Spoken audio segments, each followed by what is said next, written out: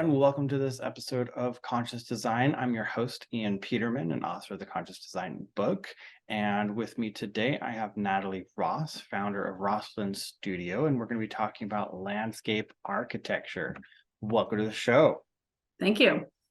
So I always love to start off with what got you into landscape architecture, and if you could share a little bit about what you do with that, because everybody knows architecture is, but landscape architecture is not buildings. Nope. Sure. Yeah. So I kind of got started. I studied geography when I was in college, and I was always interested in art. And I kind of went down the geography path and worked as a cartographer for a while. I actually drove one of those like Google cars that you see around, or at least you used to. And I just decided that I wanted to do something that was more creative, but still, spatial. And so I came across landscape architecture. I actually didn't know about it like most people until I started looking into that kind of specific realm. And so I went and got my master's at the University of Minnesota with their landscape architecture program. And that was really great. I learned a lot. And then I went out and worked in Seattle for 10 years after that as a landscape architect. And I worked on a pretty wide range of projects, public parks, campus designs, residential landscapes, a lot of commercial work. You might know in Seattle, Amazon kind of took over the whole city. So everybody in the design world was basically scrambling to design for them wherever they expanded to. And it was very interesting. A lot of different issues with, the public realm and how you interface with the public and the private side of things. That's really where landscape architects shine. Is they're very good at thinking about a lot of different things, putting on a lot of different hats, working with different kinds of engineers and designers to bring things together in this public space that's really hard to control with all the people, weather, living organisms. It's not for people who like to have a lot of control. And that's, to me, is one of the really fun parts of being a landscape architect, is you just never really know what is going to happen. And each job is just totally new. So ever since, I've been working on a wide range of projects. And so I moved to Cedar Rapids, which is my hometown, Cedar Rapids, Iowa, in 2019. And started my own business called Rossland Studio. And so I've done mostly residential work here, but I'm currently working on a public park, some commercial work. So I'm starting to get into that realm as well. And is that, so obviously the role shines in these bigger projects, is that, I've never heard of anybody hiring a landscape architect for their house yard. Is that, you work in residential, so do you scale down to the, hey, I got 12 feet by 12 feet kind of space, or do you need more space to be able to really do what you do?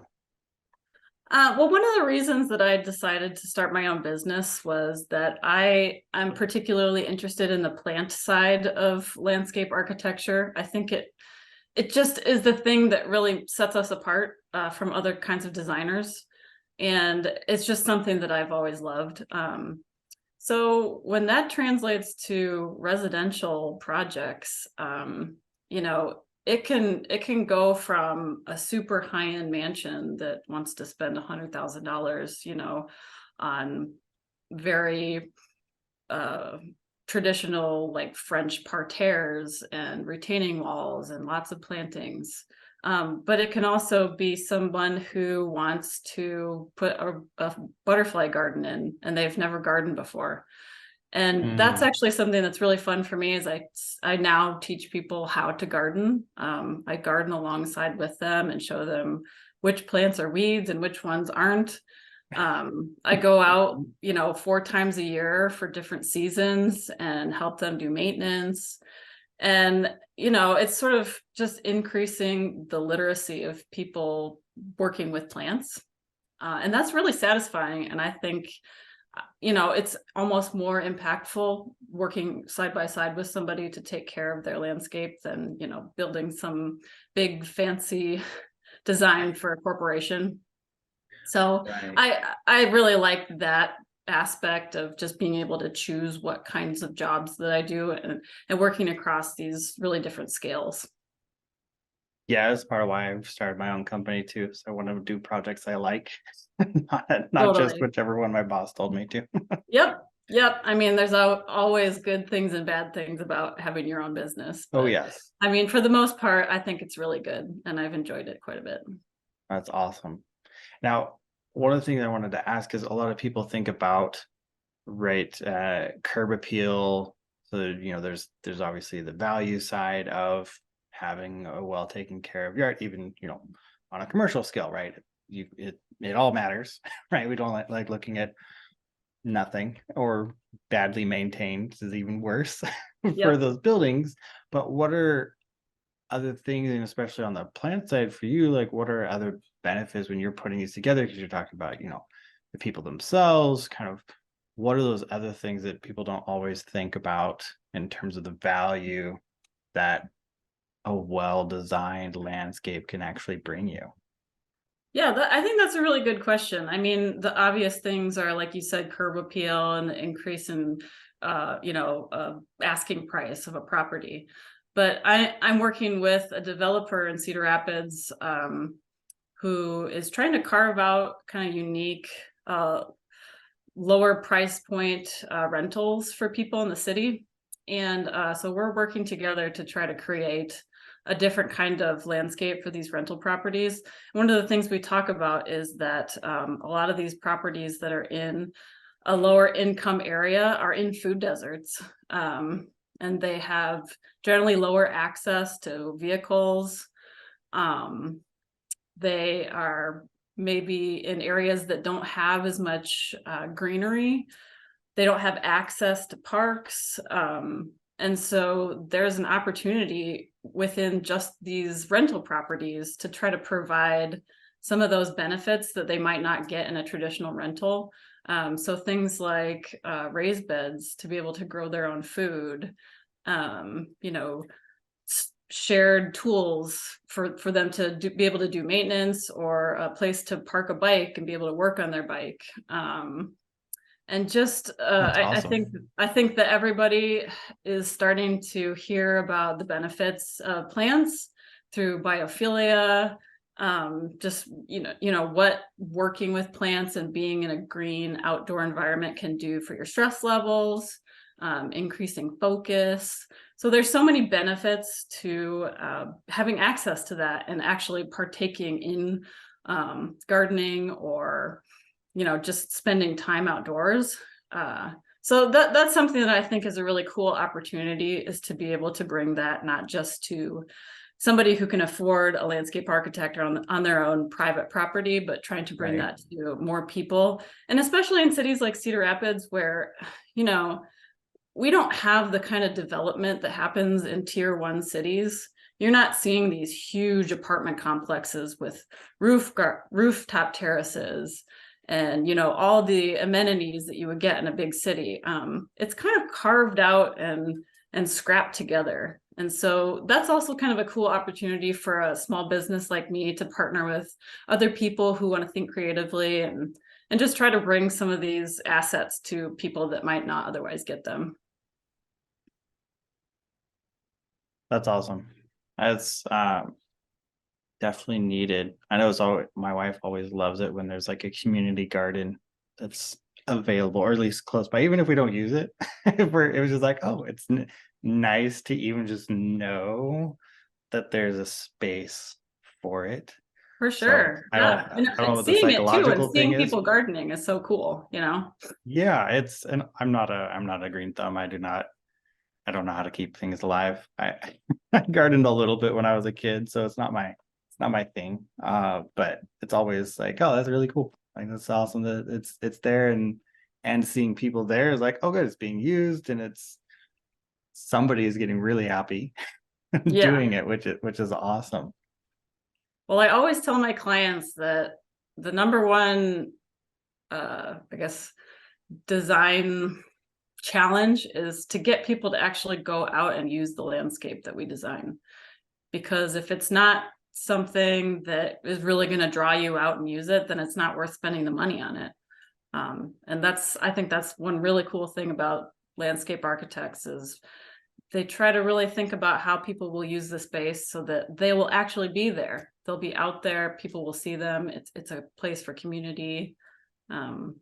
So, it's a very interesting melding of kind of sociology and geography and botany, and it's very fun. Hey, it's Ian here. So glad you're enjoying this episode of Conscious Design.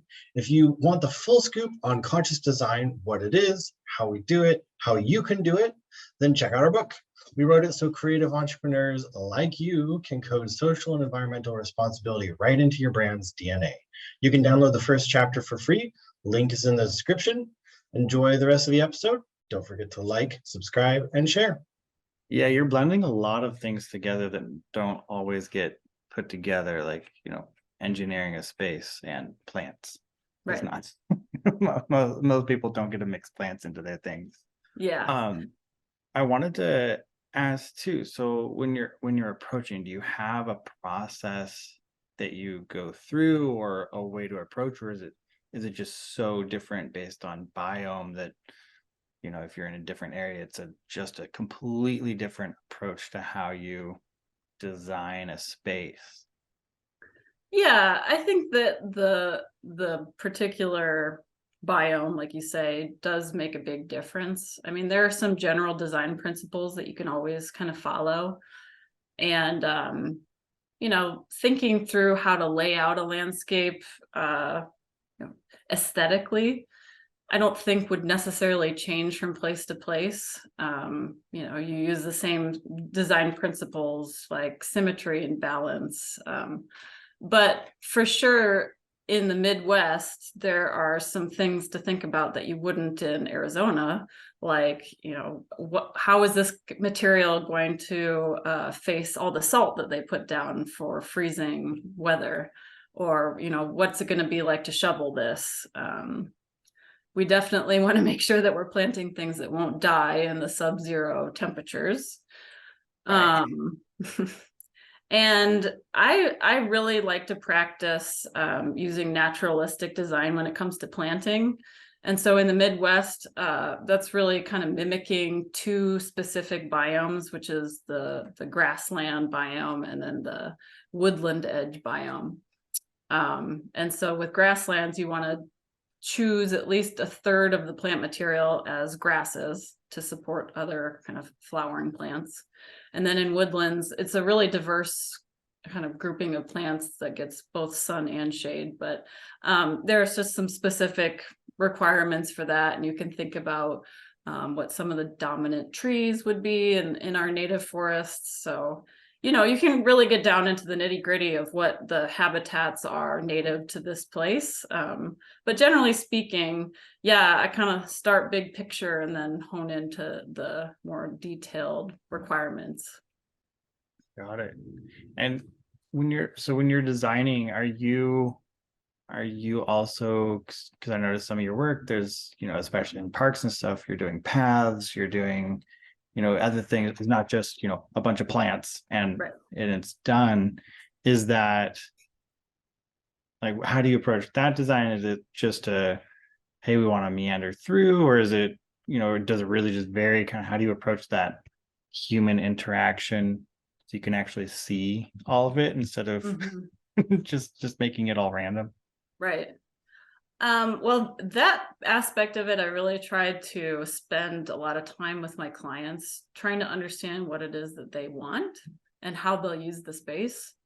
So, a single retired person might use a space very differently than a group of constituents in a public space. And so I think at the very beginning of a project, the most important thing is to really listen to what your clients are asking for, and to also use your experience and kind of examples of projects to elicit ideas from them that they might not otherwise have thought of.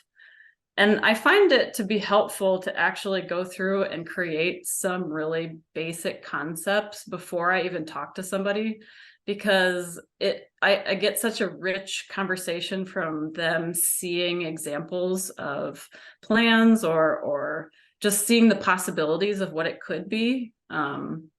And I think that really expands how they might put themselves into the landscape.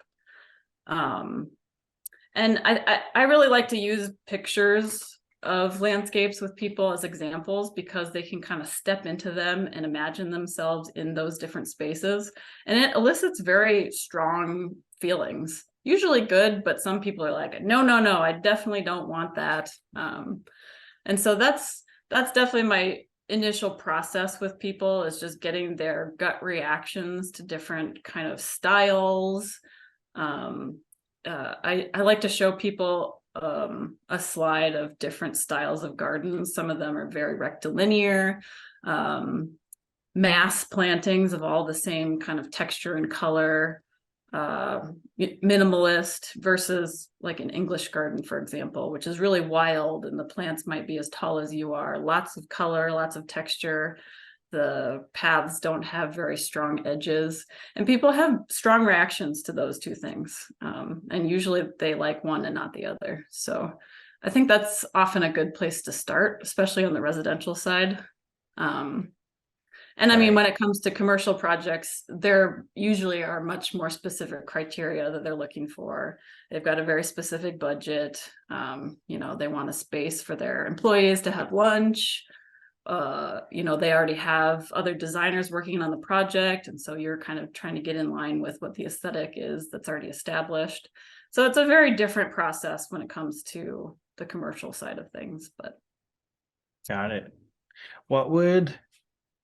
If you were to talk to someone, and people hire landscapers, right? And what would be the big kind of benefit of going, don't just randomly landscape, engage with a landscape architect? What is that extra level you can bring beyond just you going to Home Depot and grabbing some trees and, and throwing it in, throw it, or people that do landscaping but aren't, they don't have a master's in landscape architecture or anything close to it.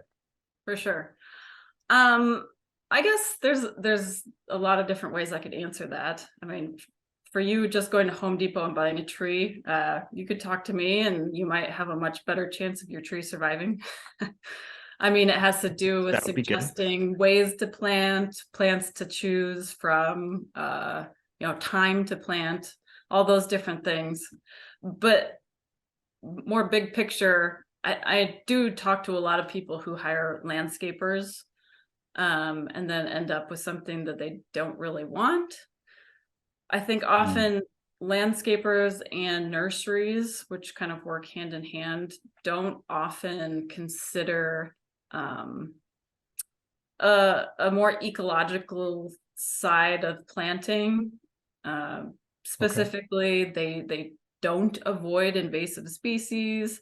They don't necessarily push natives. They don't think about planting in, I guess, a more long-term scale. And that's just the planting side of things. The other thing that landscapers often do is that they have a financial incentive to use certain products, or they are recommended by a local rep who has certain kinds of products. And so they won't necessarily do exactly what you're asking for, but might push just something that they're comfortable with or that they'll make more money on. And so you're probably more likely to get a more customized and suitable landscape when you talk to a landscape designer. Got it. And that's on the residential side. I mean, I think the great thing about some big cities is that now a lot of times they're requiring you to hire a landscape architect when you're doing any project in the public realm, whether that's, Oh, really? public right of way, or if it's a shared use space that, the public can access. In Seattle, there was a really cool program that allowed the city to require developers to do more than your standard green parkway next to the street. And so if you Right, you're one strip of grass, yeah, maybe. right. So if you wanted to have your building go up, an extra couple of stories, you had to give back to the city some sort of asset to the public. And then you were also required to plant more than just grasses, something that infiltrated stormwater, some kind of stormwater best management practice. You had to have your plans be approved by a city arborist. And so there were a lot of steps that the developers would have to go through to get their plans permitted through the city. And so that is probably why Seattle has some of the most landscape architects of any city, because it's kind of built into the fabric of the legislation and the way that the city runs. And I think that's a great model because they end up with really good projects and high quality projects. And it supports industry. So, as cities are growing and developing new ways of thinking about working with the design community, I really like to advocate for some of these sustainability standards that would require a permitted and licensed landscape architect to weigh in on the design. I mean, because you see that with other engineering, you have to have a stamped, drawing from a civil, electrical, structural, because, it makes sense. You want your project to work and be long lasting. And we're just now starting to value, I think, the external space as well, and really want a professional to weigh in on that. Yeah, I didn't realize that about Seattle. I know there's always lots of greenery and stuff, right? It's always there architecturally, but I didn't know that. It makes a lot of sense why it's there now that I know that. But that's awesome. That'd be a great model to copy for sure. The last thing I wanted to ask here is, do you have a favorite project you've worked on, small, big, that you just were able to do kind of everything you're wanting to be most sustainable, be able to really do what you really do and not just work in a little tiny box and get stuck? Yeah, that's a great question. There was a project that I worked on with the firm I was working with in Seattle. That firm's called Site Workshop. And it was for a healthcare facility in Seattle. It was a really cool project. I mean, the architect was great to work with, MBBJ. Always helpful. What we did there was create a healing garden and landscape that was kind of based on this original, it was a spring, a natural spring that Native people had used on that site for healing. And so we actually uncovered a buried pipe and made it into a giant wetland that, patients could walk over. It went from just all grass and shrubs to something that was really quite beautiful to walk through, and had a lot of different plants and gardens. I guess I felt really good about it because it was kind of healing the landscape as well as helping to heal people that were using that space. That's awesome. And it kind of ties in all of the principles of why I like this profession. Doing good in the outdoors and helping people and plants and animals. So, and it just turned out to be a really beautiful project. It was called the Meridian Center for Health. Okay. Yeah, that was one that I was really proud of. And I hope to do more projects like that in Cedar Rapids in the Midwest area. I think it takes, you know, a little bit of time to establish a business, but that's my goal, is to start making those kind of landscapes that really have an impact on people. Yeah, that's awesome. That's like, you covered a lot of boxes with with that one project. Yeah, That was a really cool being able to do that. I'm gonna have to look it up and see if I can yeah, find some photos of it's it. very cool. It's on my website, so you can check Oh, it out. perfect. I'll look there. Um, well, yeah, so I really appreciate your time. This has been a lot of fun talking to you and learning about landscape architecture, something I didn't know about until until we connected. Before we wrap up though, is there anything else you want to share, talk about, anything we missed? Um, you know, I just read this really funny uh I guess reaction to a commercial during the Super Bowl. Okay. So I didn't watch the Super Bowl. I only saw it after the fact, but there was an ad with Jenny McCarthy where it was for, I think, booking.com or something. And she wanted to go on this vacation. And in one of the scenes, she said, she was like singing this song and saying, I want a good looking landscaper. And then the guy turns and he's like, landscape architect. It's supposed to be a joke because, you know, landscape architects don't ever get credit for anything, and people think they're landscapers. They're like very sensitive about this. So all the landscape architecture community is like, oh, we need to talk to Jenny McCarthy and retract that statement, and it's not fair. Like, it's a joke. And you know, Funny. I guess I've come to a point where I feel really good about working with plants, and if somebody thinks I'm a landscaper, that's cool, because that is, I think, a really worthwhile and valuable thing to do. So, you know, as much as I've talked about how landscape architecture is this, you know, very wide-ranging and important career, I also just love working with plants and really respect people that do that. And so I thought that was kind of a funny thing that happened this year. That is funny. I didn't see that commercial, but I would agree with you. I think it's really important to appreciate that side of things if you're going to be working with it. I mean, it's be like being electrical engineering and hating electricity. I guess I wouldn't. It'd be like, Yeah, why? Go do something else. It's okay. I It's know. okay. I want more Um, people to get their hands dirty. more people should definitely. Ah, perfect. Well, where can people find you if they want to work with you, read about what you worked on, see what you're up to? What's the best place to find you or contact you?